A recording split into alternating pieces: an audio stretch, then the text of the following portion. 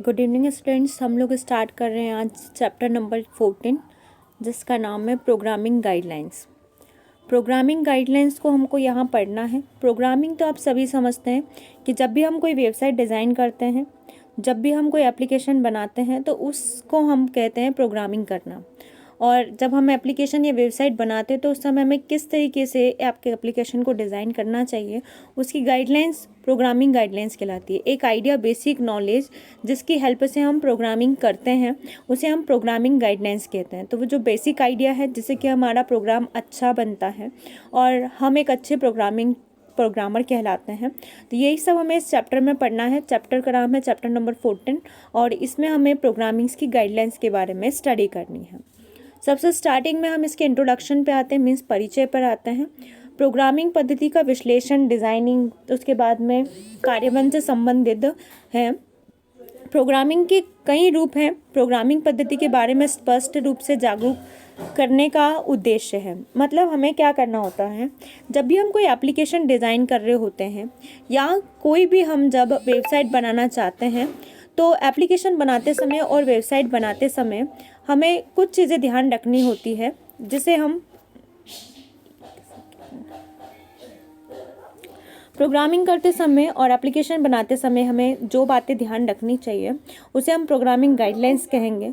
अब जब भी हम एक सॉफ्टवेयर लेना चाहते हैं, सॉफ्टवेयर बनाना चाहते हैं, एप्लीकेशन बनाना चाहते हैं, तो हमारे माइंड में सबसे पहले ये पता होना चाहिए इसकी रिक्वायरमेंट क्या है। जैसे जिसने सबसे पहले मैप बनाया होगा, गूगल मैप, तो उसने देखा कि हाँ लोगों को प्रॉब्लम आती है, एक जगह से दूसरी जगह तक जाने के लिए लोगों से गाइडलाइंस लेनी पड़ती है, तो उन्होंने सोचा कि मैप डिज़ाइन करना चाहिए। जैसे आप देखते गूगल, तो गूगल क्यों बना हुआ है? गूगल इसलिए बनाया क्योंकि देखा लोगों को सर्च करना होता है, किसी चीज़ के बारे में इन्फॉर्मेशन लेनी है तो वो किसके पास जाए, किससे इन्फॉर्मेशन ले, तो इसलिए क्या हुआ, गूगल डिज़ाइन किया। फेसबुक को किस उद्देश्य से बनाया? फेसबुक को इसलिए बनाया कि हम लोग अपने कई सारे फ्रेंड्स से बहुत समय तक बातचीत नहीं कर पाते हैं या हम अपने फ्रेंड्स बना नहीं पाते हैं, तो इन सब को उद्देश्य को लेकर फेसबुक डिज़ाइन हुआ। इसी प्रकार से जितनी भी एप्लीकेशन आज मार्केट में बनती हैं, चाहे वो गूगल हो, चाहे वो मैप हो, चाहे फेसबुक हो या आपका व्हाट्सएप हो, तो हर एक एप्लीकेशन को डिज़ाइन करने के पहले एक मोटिव होता है, एक उद्देश्य होता है कि हम इस एप्लीकेशन को बनाएं क्यों, इसे डिज़ाइन क्यों करें। तो ये जो डिज़ाइनिंग करने के पहले सोचा जाता है या उसके पहले हमें इसका डिसाइड करते हैं कि हमें ये बनाना है, तो उसे हम एनालिसिस कहते हैं। ठीक है, तो प्रोग्रामिंग की गाइडलाइंस का पहला पार्ट यही होता है, हमें कोई भी प्रोग्राम, कोई भी वेबसाइट, कुछ भी बनाने से पहले एनालिसिस करना होता है कि क्या इसकी असलियत में ज़रूरत है और यदि मैं इसे डिज़ाइन करूँगी तो इसको उपयोग करने वाले कितने लोग होंगे और मैं इसे बना क्यों रही हूँ, क्या जो मैं एप्लीकेशन या मैं प्रोग्राम बना रही हूँ इससे किसी की मदद होगी, क्या इसको आगे जाके लोग काम में लेंगे। ये कुछ पॉइंट्स हैं जो हमारे माइंड में रहते हैं और इस पॉइंट्स के बारे में सोचना, उसके बारे में डिस्कशन करना, उसको एनालिसिस करना ही हमारा एनालिसिस कहलाता है। तो प्रोग्रामिंग की फर्स्ट स्टेप होती है, एक अच्छे प्रोग्राम की पहली स्टेप होती है कि हम जो भी कुछ बनाना चाहते हैं, जो भी कुछ हम डिज़ाइन करना चाहते हैं उसके बारे में एनालिसिस करें कि क्या हम जो बना रहे हैं सॉफ्टवेयर, वो एप्लीकेशन बना रहे हैं, क्या इससे लोगों को फ़ायदा होगा, आगे आने वाले समय में इसका यूज़ कर हम कुछ अच्छा कर जाएंगे, या जो भी चीज़ें हमें मार्केट की रिक्वायरमेंट बेसिकली देखनी होती है, जिसे हम एनालिसिस कहते हैं। दूसरी बात, आपको देखना है कि जो भी आप प्रोग्राम बना रहे हैं उसका साइज़ क्या होता है, मिनिमम होना चाहिए। आप इतना लेंदी कोड बना रहे, मान लीजिए कि कोई व्हाट्सअप बनाता और व्हाट्सअप 1 GB का होता, तो आप बिल्कुल अपने मोबाइल में उसको शायद नहीं डाउनलोड कर पाते क्योंकि आपके मोबाइल की स्पेस कम होती है अगर उस टाइम पर, और आपको बोला जाता है कि आप 1 GB का व्हाट्सएप डाउनलोड कर लीजिए, तो आप सोचते कि फिर मैं कैमरे फ़ोटो कहाँ रखूँगा, मुझे कोई और दूसरे एप्लीकेशन की रिक्वायरमेंट होगी तो मैं कहाँ रखूँगा। तो इस तरीके से आपका जो भी आप वेबसाइट बनाएंगे, प्रोग्रामिंग करेंगे, उसका कोड बहुत ही कम साइज़ का होना चाहिए। जितना कम साइज़ होगा उतने ज़्यादा लोग इसको डाउनलोड करने में सोचेंगे नहीं। ठीक है, सेकंड चीज़ मैंने बोला साइज़ उसका मिनिमम होना चाहिए। थर्ड चीज़ क्या होगी, जो भी आप बना रहे हैं उसकी कॉस्ट बहुत कम होना चाहिए, क्योंकि आज बहुत सारे मार्केट में बहुत सारे गेम्स अवेलेबल है जो कि बहुत अच्छे हैं और उनको खेलने में काफ़ी ज़्यादा एंजॉयमेंट किया जा सकता है, लेकिन फिर भी लोग उस गेम्स को डाउनलोड नहीं करता है। काफ़ी सारी मूवीज़ है जो कि अच्छी होती है लेकिन हम उसे देखने नहीं जाते जब तक कि वो कम कॉस्ट की नहीं हो जाती। बहुत सारे सॉन्ग्स ऐसे हैं जो पेड होते हैं, पेड मतलब जिनकी कॉस्ट ज़्यादा होती है, पेमेंट करके हमें उन्हें एक्सेस करना होता है, तो हम उसको पूरी तरह से कैंसिल कर देते हैं। तो हमारे लिए मोस्ट इम्पॉर्टेंट चीज़ हो जाती है कि जब भी आप प्रोग्राम बनाएंगे तो इस चीज़ को भी ध्यान रखें कि उसकी कॉस्ट कम होना चाहिए। कॉस्ट कम होने से मतलब है कि कॉमन पीपल की अप्रोच में भी ये रहे, क्योंकि कॉमन पीपल हमारे वहाँ क्या है, मैक्सिमम है। अगर मैं बात करूँ तो हमारा ग्राफ कुछ इस तरीके से होता है, जो लविश घर से होते हैं, जो बहुत ज़्यादा लग्जरियस होते हैं, वो लोग कम होते हैं। उसके बाद में हम बात करें गरीबों की तो वो भी कम होते हैं, लेकिन मिडिल क्लास फैमिली हमारे सबसे ज़्यादा पाई जाती है। जो बल्क अमाउंट में पीपल है वो है मिडिल क्लास फैमिली। तो हम जो भी एप्लीकेशन बनाएंगे वो एप्लीकेशन कॉमन पीपल की अप्रोच में होना चाहिए, मतलब कम कॉस्ट की होना चाहिए, ताकि कुछ लोग उसे खरीद सकें। अगर वो ज़्यादा कॉस्ट की होगी तो कुछ ही लोग उसे खरीद पाएंगे और कुछ लोग तो उसे देख भी नहीं पाएंगे। लेकिन बल्क में जो हमारे पास पीपल है, मिडिल क्लास फैमिली, वो उसे खरीद सकें। इसी पर्पज़ से हमें ये ध्यान रखना चाहिए कि जो हमारी प्रोग्रामिंग, जो भी हम वेबसाइट बना रहे हैं, जो भी हम एप्लीकेशन बना रहे हैं, उसकी कॉस्ट कम होना चाहिए। अभी तक मैंने आपको 3 पॉइंट बताए। पहली रिक्वायरमेंट है कि आप देखो क्या उसकी मार्केट में डिमांड है। अगर वो मार्केट डिमांडेबल है तभी आप उस एप्लीकेशन को डिज़ाइन करें और उसे बनाएं, तो आपको ज़्यादा से ज़्यादा बेनिफिट मिलेगा। ठीक है, अगर मार्केट में वो पहले से एग्जिस्टिंग है, पहले से अगर चल रही है और ऐसी कुछ एप्लीकेशन या सॉफ्टवेयर हम बनाते हैं तो वो ज़्यादा हमको अर्निंग या पॉपुलैरिटी नहीं दे पाती। सेकेंड चीज़ मैंने बोला, आपको अपने कोड का साइज़ बहुत ही कम रखना है। जितना छोटा एप्लीकेशन या वेबसाइट होगा लोग उसे एक्सेस करेंगे। थर्ड चीज़, अपने प्रोग्राम की कॉस्ट सबसे कम होनी चाहिए, तभी लोग इसको खरीदेंगे। ये कई सारी बातें होती, मैंने तो सिर्फ आपको बेसिक 3 ही चीज़ें बताई हैं अभी तक। ऐसी कई सारी चीज़ें होती हैं, कई सारी बातें होती हैं जो हमें अपने माइंड में रखनी चाहिए, ताकि हम जो भी प्रोग्राम करते हैं उस प्रोग्रामिंग के अंदर हमें ज़्यादा से ज़्यादा बेनिफिट और ज़्यादा से ज़्यादा हम लोगों का बेनिफिट करवा सकें। ठीक है, तो यही सब प्रोग्रामिंग गाइडलाइंस कहलाता है। मैंने जो अभी आपको गाइडलाइंस दी है, मतलब मैंने आपको बताया कि आप बच्चे जब भी प्रोग्राम बनाओ तो आपको ध्यान रखना है, कॉस्ट कम रखनी है, साइज़ कम रखना है, प्रोग्राम आपका ईजी होना चाहिए, और ये प्रोग्राम जो आप बनाओगे वो मार्केट में डिमांड होनी चाहिए। तो ये सब मैंने आपको बताया कि कैसा आपको प्रोग्राम बनाना चाहिए और प्रोग्राम बनाते समय क्या क्या बातें आपको माइंड में रखनी है। तो ये सब हमारा प्रोग्राम गाइडलाइंस के अंदर आता है। मतलब प्रोग्राम गाइडलाइंस का मतलब ही यही होता है कि आप प्रोग्राम कैसे बनाएंगे, आपको कैसा प्रोग्राम बनाना चाहिए कि वो आपका ज़्यादा से ज़्यादा अच्छी अप्रोच दे पाए, ज़्यादा से ज़्यादा यूज़फुल हो पाए। तो ये सभी पॉइंट्स हमारे प्रोग्रामिंग गाइडलाइंस के अंदर आते हैं। नाउ जो यहाँ लिखा है गुड प्रोग्राम किसे कहते हैं, तो एक अच्छा प्रोग्राम इसी को कहते हैं जो मेमोरी में कम स्पेस ले और बहुत ही इजी हो और कम समय में मैं अच्छा से अच्छा आउटपुट दे सके, वो हमारा क्या कहलाता है, गुड प्रोग्राम कहलाता है। गुड प्रोग्राम जो हमारी मेमोरी में क्या करे, कम से कम जगह ले और हमारी बड़ी से बड़ी प्रॉब्लम को कुछ ही मिनटों में क्या कर पाए, सॉल्व कर पाए। तो what is good program? A good program is a program which take a very less amount of memory in our computer and able to clear और solve very complex and tough problems। कोई भी complex और tough problems को with in seconds वो क्या कर पाए, clear कर पाए, तो हम उसे क्या बोलेंगे, this is a good program. Okay, तो आपको समझ में आया कि हम गुड प्रोग्राम किसको बोलते हैं। नाउ गुड प्रोग्रामिंग की क्या क्या क्वालिटीज़ होगी, गुड प्रोग्रामिंग की क्या क्या विशेषताएं होंगी। तो अच्छे प्रोग्राम की विशेषताओं में पॉइंट्स आते हैं कि अच्छा प्रोग्राम क्या करता है, जैसा मैंने अभी तक बोला, हर एक कंप्यूटर के विशेष कार्य करने के लिए सही प्रकार के इंस्ट्रक्शन, यानी कि अगर हम किसी को भी सही गाइडलाइंस देंगे तो वो सही आगे जा सकता है। तो सही प्रकार के इंस्ट्रक्शन की आवश्यकता होती है। एक प्रोग्राम की क्वालिटी उसके द्वारा दिए गए आउटपुट पर और उसके द्वारा लिए गए निर्देशों पर डिपेंड करती है। मतलब गुड प्रोग्राम किसे कहेंगे, ये कैलकुलेटर अच्छा है, मैं कैसे बोलूँगी कि कैलकुलेटर अच्छा है, इसको आप यूज़ करो, या मैं कैसे बोलूँगी कि व्हाट्सअप अच्छा है, या ये एप्लीकेशन अच्छी है, ये फेसबुक अच्छा है, मैं कैसे बोलूँगी? तभी बोल पाऊँगी जब वो एक अच्छा रिजल्ट देगा और इनपुट भी इजीली दे। मैंने इसको इनपुट दिया 2 + 4 और इसने फटाफट से मुझे 6 आउटपुट दे दिया। तो मैंने बोला कि जब एक प्रोग्राम सही इनपुट लेके हमें सही आउटपुट देता है और कम समय में आउटपुट देता है, तो मैं क्या बोलूँगी, एक अच्छा प्रोग्राम है। अच्छा प्रोग्राम उसे बोलूँगी, अच्छी एप्लीकेशन है कब बोलूँगी, जब मुझे ये फ्री में मिल जाएगी। सेकंड चीज़, ये मेरे मोबाइल में कम से कम स्पेस लेके। तो ये सारी चीज़ें होती है। साथ ही साथ मैं अच्छी एप्लीकेशन तभी बोलूँगी ना जब मुझे वो ईजिली समझ में आ पाए। मैंने कोई एप्लीकेशन डाउनलोड करी, मुझे पता चला अच्छा यहाँ पर नाम लिखना है, पासवर्ड लिखना है और यहाँ पर रजिस्ट्रेशन हो जाएगा, और फिर बाद में मैं नाम और पासवर्ड लिख के उसको लॉगिन कर सकती हूँ, मैं इसको ईजिली चला सकती हूँ।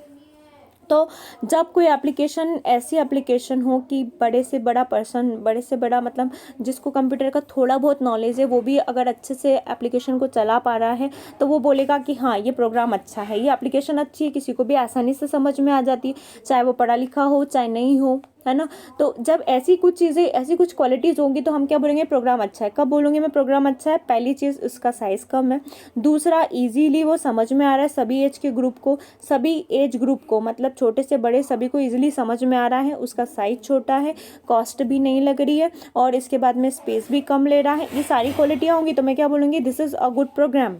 क्लियर। फ्लेक्सिबिलिटी का मतलब क्या होता है, फ्लेक्सिबल का मतलब ये होता है कि मैंने कोई एप्लीकेशन है, जैसे कुछ एप्लीकेशन आप देखते हो वो आईफोन में ही चलती है, वो सिर्फ आईफोन के लिए बनी है, अगर आप उसे एंड्रॉयड पे चलाओगे तो एंड्रॉयड पे नहीं चलेगी। कुछ एप्लीकेशन ऐसी है कि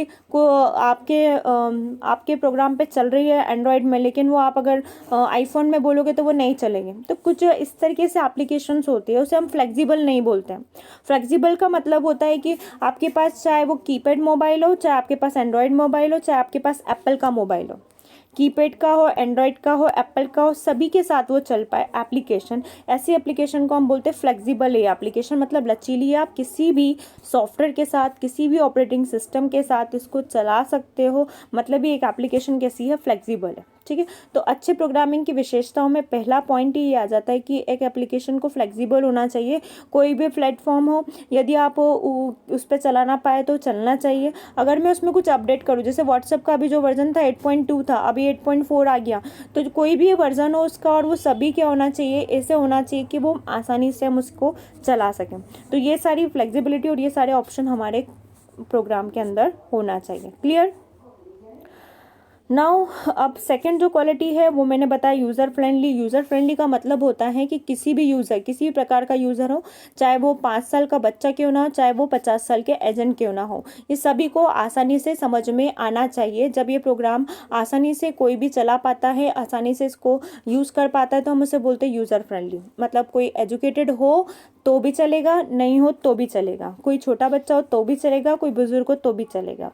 ठीक है। तो इस तरह सब उसको चला पाएँ, बिल्कुल आराम से चला पाए, तो हम उसे क्या बोलेंगे, यूज़र फ्रेंडली, क्योंकि ये प्रोग्राम सभी को आसानी से समझ में आ जाता है। ठीक है। उसके बाद नेक्स्ट जो है पोर्टेबिलिटी है। पोर्टेबिलिटी भी यही कहती है कि प्रोग्राम को ऐसा होना चाहिए कि वो किसी भी मोबाइल के साथ कभी भी कहीं भी चल सके। अगर मैं इसको अपने घर के कंप्यूटर से चलाऊँ तो भी चलना चाहिए, मैं इसको ऑफिस के कंप्यूटर से चलाऊँ तो भी चलना चाहिए। ठीक है। मैं इसको स्कूल के कंप्यूटर से चलाऊँ तो भी चलना चाहिए। तो जब एक ऐसा प्रोग्राम एप्लीकेशन है जो आपको कहीं भी चलाने की सुविधा मिल जाती है, आप कहीं भी किसी भी जगह पर किसी भी समय इस एप्लीकेशन को अगर रन करने में एबल है, तो हम बोलेंगे कि वो एप्लीकेशन कैसी है, आपकी पोर्टेबल है। समझ आया। पोर्टेबल का मतलब है कि आप एक ऐसी एप्लीकेशन को यूज़ करेंगे जो कहीं भी कभी भी चलाई जा सके। पोर्टेबल यानी ले जाई और लाई जा सके, या वहाँ पर 24 आवर्स में कभी भी किसी भी मोबाइल पर, किसी भी कंप्यूटर पर चलाई जा सके। तो हम उसे क्या कहेंगे कि एप्लीकेशन कैसी है, हमारी पोर्टेबल है। ठीक है। नेक्स्ट पॉइंट है रिलेबल। रिलेबल का मतलब होता है कि प्रोग्राम में थोड़ा बहुत अगर बदलाव हो जाता है, जैसे कि पहले सिर्फ एक ही ऑप्शन था लाइक का, लेकिन थोड़े समय बाद एक ऑप्शन और आ गया उसके अंदर कमेंट का, उसके बाद एक ऑप्शन और आ गया शेयर का, फिर एक ऑप्शन और आ गया। तो इसके मतलब है कि जब थोड़े थोड़े से चेंजेस हमारे प्रोग्राम में होते रहते हैं तो उससे यूज़र पे कोई बड़ा फ़र्क नहीं पड़ना चाहिए। एक स्मॉल चेंज हमारी प्रोग्राम में यूज़र को डिस्टर्ब नहीं करेगा, उस यूज़र को डिस्टर्ब नहीं करेगा, साथ ही साथ उसको कोई प्रॉब्लम नहीं होगी, वो अच्छे से उस एप्लीकेशन को वैसे ही चलाएगा जैसा कि वो अभी तक चला रहा था। तो हम उसे बोलेंगे कि ये एप्लीकेशन रिलेबल है। ऐसा नहीं कि वेबसाइट में चेंज हो रहे तो 2 दिन के लिए गूगल बंद है, ऐसा नहीं होना चाहिए कि अगर अभी वेबसाइट में कुछ चेंज हो रहे तो हमने व्हाट्सएप को बंद कर दिया, ऐसा नहीं होना चाहिए। उनका काम भी चलता रहे, वो जो चला रहे थे वही चलाते रहे, उसमें अपडेशन भी होते रहे, नए चेंज होते भी रहे। तो हम उसे क्या बोलेंगे कि एप्लीकेशन कैसी है, रिलेबल है। ठीक है। Now next, self document code, यानी कि अब जैसे मैंने यहाँ पर अपना एक वॉशिंग मशीन खरीदा है, तो वॉशिंग मशीन खरीदने के साथ उसकी एक बुकलेट आएगी। उस बुकलेट में लिखा होता है, गाइडलाइंस होती है कि मुझे इस मशीन को कैसे चलाना है। इस मशीन के अंदर मैं अगर ये बटन ऑन करूँगी तो इससे क्या होगा, उस बटन को ऑन करूँगी तो क्या होगा। मतलब उसको चलाने के लिए एक एक गाइडलाइंस उसके साथ में आनी चाहिए, सॉफ्टवेयर के साथ में। मान लीजिए आपने व्हाट्सएप डाउनलोड किया, तो व्हाट्सएप के साथ में एक लाइन हो, एक बुकलेट आएगी उसी के अंदर सॉफ्ट कॉपी में, जिसमें लिखा होगा कि आपको इस व्हाट्सएप को कैसे चलाना है। अगर आपको इस व्हाट्सएप में कुछ डाउनलोड करना है तो आप कैसे करेंगे, अपलोड करना है तो आप कैसे करेंगे, ये सब इसके अंदर लिखा आएगा। तो जो उसके साथ एक बुकलेट आती है, एक डॉक्यूमेंट की फाइल आती है, उसे हम बोलते हैं सेल्फ डॉक्यूमेंट्री कोड। मतलब कि जो सोर्स कोड जो जिसमें वो बना है या जो भी उसके अंदर चेंजेस होने वाले वो उसके साथ में एग्जिस्ट करेंगे। ठीक है, मॉड्यूलर प्रोग्रामिंग का मतलब क्या होता है, अब हमें नेक्स्ट ये समझना है। तो आपने समझ लिया कि जब भी हम बात करते हैं, किसकी बात करते हैं, कोई भी प्रोग्रामिंग की बात करते हैं, तो अच्छे प्रोग्रामिंग की क्वालिटी होगी। अच्छे प्रोग्रामिंग की क्वालिटी है, पहला पॉइंट से हम शुरू हो जाते हैं। पहले पॉइंट बोलता है कि एक अच्छा प्रोग्राम ऐसा प्रोग्राम होगा जो फ्लेक्सिबल होगा। फ्लेक्सिबल मतलब कहीं से भी कैसे भी और आसानी से उसको हम अपडेशन हो कुछ भी हो आसानी से चला पाएंगे। दूसरा पॉइंट, यूज़र फ्रेंडली होगा। यूज़र किसी भी एज ग्रुप का कभी भी इसको चला पाएगा। पोर्टेबल होगा, हम इसको यहाँ से कहीं भी ले जाके चला सकते हैं। रिलेबल होगा, कोई अपडेशन चेंजेस हो तो हमें कोई फ़र्क नहीं पड़ेगा। और डॉक्यूमेंट्री बोलती है कि आपकी वीडियो आपके सॉफ्टवेयर के साथ, आपके एप्लीकेशन के साथ उसको चलाने की पूरी पूरी गाइडलाइन साथ में आएगी ही। हाँ, बहुत जल्दी हो गया होगा ना, तो आपको समझ में आया। मैंने इतनी जल्दी जल्दी इसलिए पढ़ाया कि आप जो मक्कारी करते हैं, बिल्कुल पढ़ाई नहीं करते हैं, तो आप इसमें पूरा पूरा ध्यान लगाए रखें और इसको समझे कि मैं बोलना क्या चाह रही हूँ। ठीक है, तो वैसे भी गुड प्रोग्रामिंग का मतलब बस इतना ही है कि एक अच्छा प्रोग्राम ये होता है जो आप चाहते हैं। आप क्या चाहते हैं कि एक प्रोग्राम कैसा हो, पोर्टेबल हो, इजी हो और कम जगह ले। जो आप चाहते हो ना वही सब उसके अंदर विशेषता होंगी, वही एक अच्छी विशेषता होंगी। और आप जो रिक्वायरमेंट चाहते हो कि हमारे सॉफ्टवेयर के साथ ये होना चाहिए, वही उसकी क्या कहलाती है कि ये सब फैसिलिटी उसके अंदर होना चाहिए, तभी तो वो एक अच्छा प्रोग्राम कहलाएगा। चलो नेक्स्ट, अब हमें ये पढ़ना है कि मॉड्यूलर प्रोग्रामिंग किसे कहते हैं। मॉड्यूलर प्रोग्रामिंग कंप्यूटर प्रोग्राम को अलग अलग भागों में बांटती है। मतलब कि जैसा मैंने बताया, ये एक प्रोग्राम है कंप्यूटर। ठीक है, इस कंप्यूटर में क्या है, एक फंक्शन है प्लस, एक फंक्शन माइनस, एक डिवीज़न और एक मल्टीप्लिकेशन। ऐसे 4 इसके अंदर फंक्शंस हैं। तो मैंने यहाँ से यहाँ तक लिखा प्लस कैसे करना है, यहाँ से यहाँ तक लिखा माइनस कैसे करना है, यहाँ से यहाँ तक लिखा डिवीज़न कैसे करना है, और यहाँ से लेकर यहाँ तक लिखा कि मुझे मल्टीप्लाई कैसे करना है। ठीक है, तो ये सारे जो इसके पार्ट्स हैं, ये सब इसके पार्ट्स क्या कहलाएंगे हमारे। ये जो पहला पार्ट है ये पहला फंक्शन, दूसरा पार्ट दूसरा फंक्शन, या इसी को हम क्या बोलते हैं, मॉड्यूल कहते हैं। समझ में आया। तो मॉड्यूल किसको कहते हैं, मॉड्यूल हम प्रोग्रामिंग के जब छोटे छोटे पार्ट करते हैं, जब एक बड़े से प्रोग्राम के हम छोटे छोटे पार्ट करते हैं तो उसे हम पार्ट को हम क्या कहते हैं, मॉड्यूल कहते हैं। जब बड़े से प्रोग्राम को हम छोटे छोटे भागों में बांट देते हैं उनके फंक्शन के हिसाब से, तो उन भागों को ही हम मॉड्यूल कहते हैं। मॉड्यूल एक छोटा सा पार्ट होता है एक बड़े से प्रोग्राम का, जिसमें कि सिर्फ एक ही कंटेंट होता है। जैसे इधर से इधर तक कंटेंट किसका है, सिर्फ और सिर्फ प्लस का। इधर से इधर तक कंटेंट किसका, सिर्फ माइनस का। यहाँ से यहाँ तक कंटेंट किसका, सिर्फ डिवीज़न का। तो जब हम एक बड़े से प्रोग्राम के छोटे छोटे पार्ट करते हैं और ताकि हम उसे इजीली मैनेज कर सके, इजीली समझ सके, तो उसे हम क्या कहते हैं, उसे हम कहते हैं मॉड्यूलर प्रोग्रामिंग। क्लियर। चलो अब हम इसको आगे स्टडी करते हैं। मॉड्यूलर प्रोग्रामिंग की क्या विशेषता होगी, वही सारी विशेषता होगी कि हम मॉड्यूल बनाते हैं, इसलिए बनाते हैं। देखो मैं मॉड्यूल क्यों बनाते हैं इसको समझाने के लिए आपको एक बात बताती हूँ। जैसे कि फेसबुक है ना, आप फेसबुक में एक लाइक का बटन है, ऑब्वियसली है। अब एक इंस्टाग्राम है, इंस्टाग्राम में भी क्या है, लाइक का बटन है। तो यहाँ पर भी लाइक का बटन है, यहाँ पर भी लाइक का बटन। अब सेम बटन है, तो ये जो इसको बनाने वाले हैं वो इसको लाइक के बटन के लिए लिखेंगे कि लाइक का बटन कैसे काम करेगा, कैसा होता है, ये सब लिखेंगे।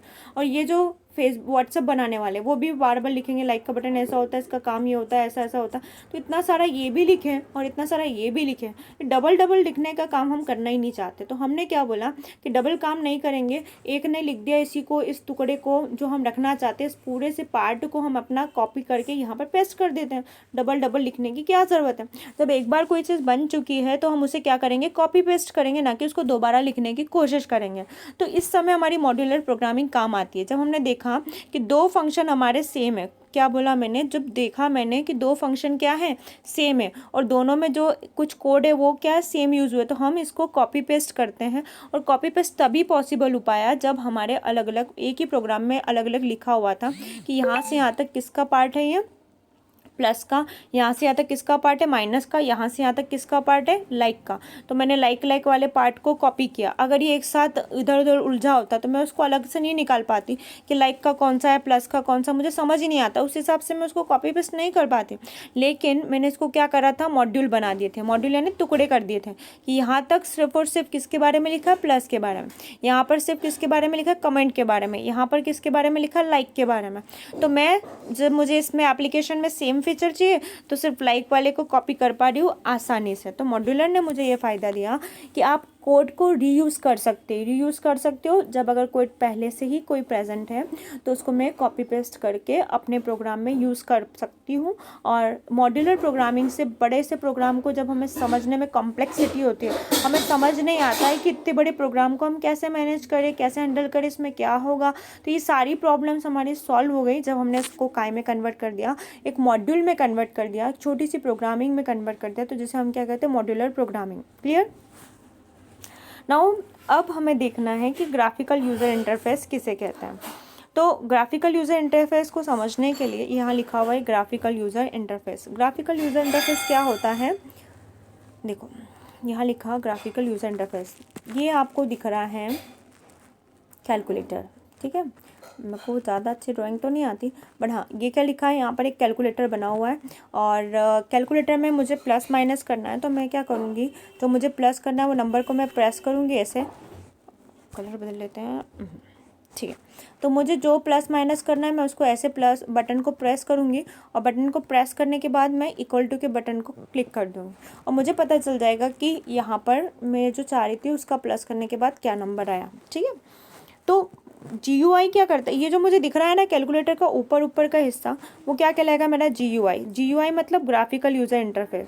एक ऐसा ग्राफिक्स यानी एक पिक्चर है, एक फ़ोटो है जो मुझे सामने दिख रही है, लेकिन इसमें प्लस कैसे हुआ ये मुझे नहीं दिखाई दे रहा, ये मुझे अननोन है कि इसमें प्लस हुआ तो कैसे हुआ। बस मैंने तो बटन प्रेस किया था यहाँ पर कि मुझे इसको जोड़ना है इस नंबर के साथ और इक्वल टू दबा दिया और प्लस हो गया, लेकिन ये प्लस हुआ कैसे, ये क्वेश्चन मार्क है मेरे माइंड में कि प्लस हुआ कैसे। तो ये जो प्लस हुआ ये कैसे हुआ ये मुझे नहीं दिख रहा है, सिर्फ मुझे क्या दिख रहा है, ये एक फ़ोटो दिख रही है, एक फ्रेम दिख रही है जिसमें मुझे पता है कि मुझे जो करवाना है उसके लिए मैं इस बटन को प्रेस कर दूं।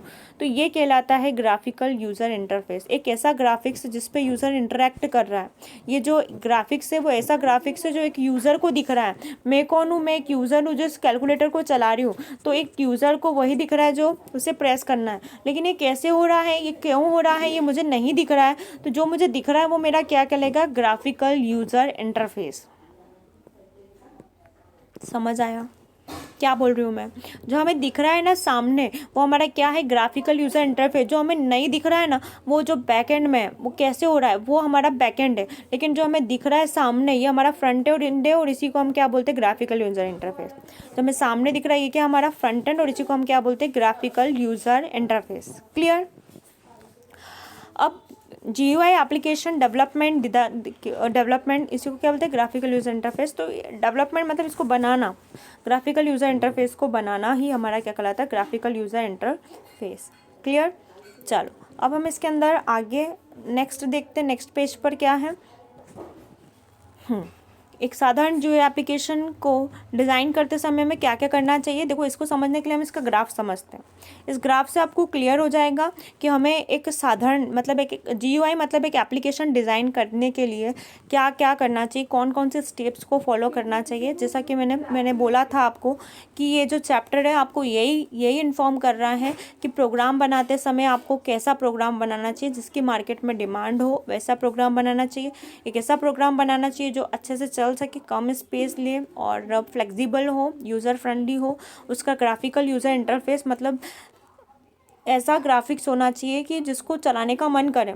अब बहुत पुराना दिख रहा है, बहुत पुराने के काले और सफ़ेद कलर में अगर वो आपका कोई सी एप्लीकेशन दिख रही है या कोई भी ऐप आपने डाउनलोड करी, कोई भी गेम ऐसा डाउनलोड किया जो ब्लैक एंड वाइट है, तो उसको खेलने में ज़्यादा आपको इंटरेस्ट नहीं आएगा। लेकिन अगर कोई कलरफुल गेम है और उसके अंदर कुछ एक्टिविटीज़ हो रही है, जैसे स्टार्स निकलना या कुछ ऐसी एक्टिविटी होना जिससे कि हमारा इंटरेक्शन बढ़ता है, तो वो क्या कहलाता है, उसका बेस्ट ग्राफिकल यूज़र इंटरफेस, मतलब उसका GUI कैसा है, उसका ग्राफिक्स कैसा है, बढ़िया है।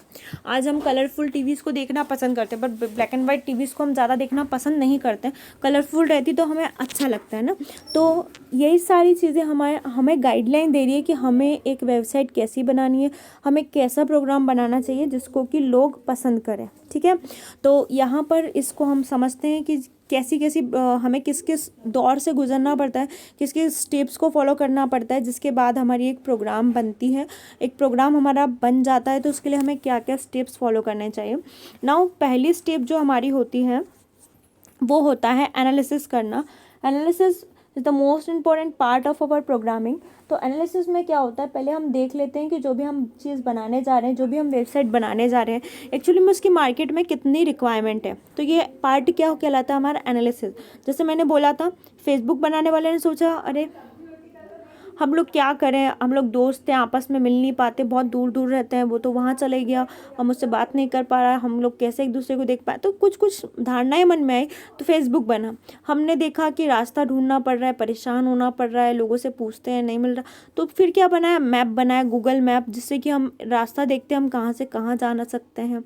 फिर हमने कुछ और सोचा, सर्च करने के लिए किससे पूछूं, तो गूगल बनाए, गूगल पे जाओ, सर्च करो, सारे क्वेश्चन के सॉल्यूशन पाओ। तो ये एनालिसिस किया हमने कि मार्केट में इसकी ज़रूरत क्या है, और उसी एनालिसिस के बिहाफ पे जब हम कोई प्रोग्रामिंग करते हैं तो हम उसे क्या कहते हैं, एनालिसिस करना। मतलब कोई भी वेबसाइट बनाने के पहले, कोई भी एप्लीकेशन बनाने के पहले फर्स्ट ऑफ ऑल जो हमारा पार्ट होता है वो होता है एनालिसिस करना, ठीक है। Now the second, what is the second part, second part is designing. Second part है डिज़ाइनिंग। आपने सोच तो लिया है कि आपको बनाना है, क्या बनाना है ये भी सोच लिया, पर उसमें कैसे कैसे पेज होंगे, किसके बाद क्या होगा, ये सब डिज़ाइन किया जाता है। जैसे हमने बोला कि फेसबुक बना रहे, तो पहला पेज क्या होगा, रजिस्ट्रेशन फॉर्म, सबसे पहले हम यूज़र को रजिस्टर करवाएंगे।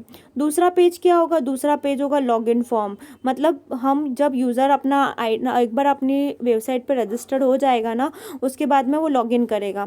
अब लॉगिन करने के बाद क्या होगा, लॉगिन करने के बाद ना उसको उसके फ़ोटोज़ दिखेंगे, अभी तक की दी हुई सारी पोस्ट दिख जाएंगी, और अगर उसने कोई स्टेटस डाला होगा तो वो दिख जाएगा। तो यहाँ पर हमने सोचा कि कौन से पेज के बाद कौन सा पेज होगा, कौन से पेज के बाद क्या होगा, और उसके बाद हम किस किस तरह का टाइप दे पाएंगे। तो मैंने एक इसको रफ में बनाया, उसकी डिज़ाइनिंग करी पेज पर। ये क्या पार्ट कहलाएगा, डिज़ाइनिंग, ठीक है। पहला होता है एनालिसिस करना, सोचना, मतलब कि बनाऊँ क्या। दूसरा होता है डिज़ाइनिंग करना, कॉपी में सोचा कि किसके बाद कौन सा पेज उसको दिखेगा। तीसरा चीज़ मैंने सोचा कि ठीक है, मैंने ये भी कर लिया, सोच लिया क्या बनाना है, और सोच लिया कैसे कैसे दिखेगा। अब इसको कंप्यूटर पे उतारना, कंप्यूटर पे उस चीज़ को बनाना, कंप्यूटर पे उस चीज़ को बनाने के कहलाता है कोडिंग करना। तो हम उसकी कोडिंग करेंगे, कोडिंग करेंगे तभी तो वो प्रोग्राम बनेगा। जैसे कि हम अभी करते हैं HTML में प्रोग्रामिंग, जावा में, C++ में, तो हम क्या करेंगे, नेक्स्ट हमारा टास्क ये होगा कि हम उसकी कोडिंग करेंगे। फिर कोडिंग करने के बाद क्या करेंगे, कोडिंग के बाद हम उसकी टेस्टिंग करेंगे कि जो चीज़ मैंने सोची थी क्या वो ये चीज़ इसमें हो रही है। मतलब मैं सोची थी कि मुझे मैप बनाना है जिसमें कि मैं लोगों को रास्ता बता पाऊँ कि यहाँ से वहाँ तक जाने का रास्ता कैसा, क्या ये सच में मुझे वो हेल्प कर रहा है यहाँ से। मतलब मान लीजिए कि बड़ा गणपति से लेकर राजबाड़े तक जाना है, तो क्या ये मैप मेरी सही रास्ता बता रहा है कि मैं बड़ा गणपति से राजबाड़े तक जा पा रही हूँ। मैं ये टेस्ट करूँगी कि वो चल रहा है कि नहीं, जैसा मैं चाह रही थी वैसा हो रहा है या नहीं हो रहा है। तो ये पार्ट क्या कहलाता है, मेरा टेस्टिंग का पार्ट कहलाता है। अगर उसमें कोई प्रॉब्लम आ रही है कि नहीं वो थोड़ा सा गलत रास्ता बता रहा है, नहीं वो थोड़ी सी डायरेक्शन हमें गलत दे रहा है, तो ये सब हमारा डिबगिंग कहलाता है। हमको एरर मिल गई, पहले हमने देखा सही चल रहा है कि, अगर वो सही नहीं चल रहा है तो उसको सही करना। टेस्टिंग का मतलब है कि उसमें चेक करना कि क्या वो सही चल रहा है, और टेस्ट करना वो सही चल रहा है। अगर नहीं चल रहा है तो उसकी प्रॉब्लम्स को सॉल्व करना, डिबगिंग। टेस्टिंग का मतलब है चेक करना, और चेक करने पर अगर एरर निकलती है तो उसको सॉल्व करना, वो क्या कहलाता है, डिबगिंग। टेस्टिंग मतलब चेक करना, और डीबगिंग जो प्रॉब्लम आई है उसको सॉल्व करना। तो टेस्टिंग और डीबगिंग को लेकर हमारा फोर्थ पार्ट बनता है। हम स्टेप बाय स्टेप चल रहे। पहली स्टेप क्या थी हमारी, एनालिसिस किया, हमने सोचा क्या बनाया, फिर हमने कॉपी में बनाया, फिर हमने कंप्यूटर पे बनाया, फिर हमने चेक किया क्या वो सही चल रहा है। उसके बाद में मैंने आपको बताया था डॉक्यूमेंट बनाएंगे हम कि इसको चलाना कैसे, क्योंकि यूज़र तो नया है। अब किसी ने ला के आपके हाथ में वॉशिंग मशीन दे दी, चलाओ इसको, कैसे चलाओगे, उसको तो आइडिया ही नहीं कैसे चलाना है। है ना। अगर आप किसी को सामने जाके रिमोट रख दो जिसको पता ही नहीं रिमोट क्या होता है, तो वो कैसे चलाएगा। तो हम क्या करेंगे, उसके लिए उसके डॉक्यूमेंट देते हैं कि उसको चलाना कैसे है, उसको गाइडलाइंस मिलती है उस डॉक्यूमेंट से। फिर हम क्या करते हैं, उसको डिलीवर कर देंगे और चले जाएंगे। फिर भी अब वो वॉशिंग मशीन चला रहा है, उसे कोई प्रॉब्लम आई कि ऐसे कैसे ये इसको कैसे चलाते, उसको कैसे चलाते, तो उसके सारे प्रॉब्लम्स को सॉल्व करना, मतलब उसका मेंटेनेंस करना, उसको सर्विस प्रोवाइड करना, ताकि वो मार्केट में अगली बार उसका पड़ोसी बोले कि हाँ मुझे भी वॉशिंग मशीन खरीदना है। मतलब आपके सॉफ्टवेयर जैसा उनको भी सॉफ्टवेयर चाहिए, तो मार्केट में उसकी डिमांड बढ़े, है ना। हम क्या कर रहे हैं, हमारा काम है वेबसाइट बनाना, कोई ऐसी एप्लीकेशन बनाना जिसको लोग खरीदें और लोग उसको पूछें, उसकी ज़रूरत को वो लोग भी समझें। ठीक है, तो हमको कुछ ऐसा बनाना है, उनकी ऐसी मदद करना है कि आने वाले टाइम में वो भी हमारे सॉफ्टवेयर को यूज़ कर पाए। ठीक है, तो ये समझ में आपको कि क्या होता है इसके अंदर। ये सब क्या था, हमारा analysis, designing, coding, testing, documentation and delivery. यहाँ पर हमारा यूज़र हैंड से, मतलब डेवलपर एंड पे पार्ट खत्म हो जाता है, फिर यूज़र उसको चलाता है और मार्केट में हमारा सॉफ्टवेयर लॉन्च होता है। क्लियर। तो जो हम चैप्टर पढ़ रहे हैं उसका बेसिक कंसेप्ट क्या आपको समझ आ रहा है ना। उसका कंसेप्ट ये है कि आप सॉफ्टवेयर बनाओ तो सोच समझ के बनाओ, कुछ ऐसा बनाओ जिससे कि मार्केट में ज़रूरत हो और आपकी भी डिमांड बढ़े। अगर आप ऐसा प्रोडक्ट नहीं बनाते हो जिसकी मार्केट में डिमांड नहीं है, तो फिर आपकी वेबसाइट को ख़रीदने वाले लोग कम होंगे और आपको भी फ़ायदा कम होगा। तो ऐसी कुछ चीज़ बनाओ और स्टेप बाय स्टेप बनाओ ताकि कोई प्रॉब्लम ना हो। कैसी बनाना ये भी आपको गाइड किया जाना। ठीक है, अब हमें इसके आगे पढ़ना है, इसमें बनाते समय कौन कौन सी एरर होती है, उसको सॉल्व कैसे करता है। क्लियर। चल, थैंक यू।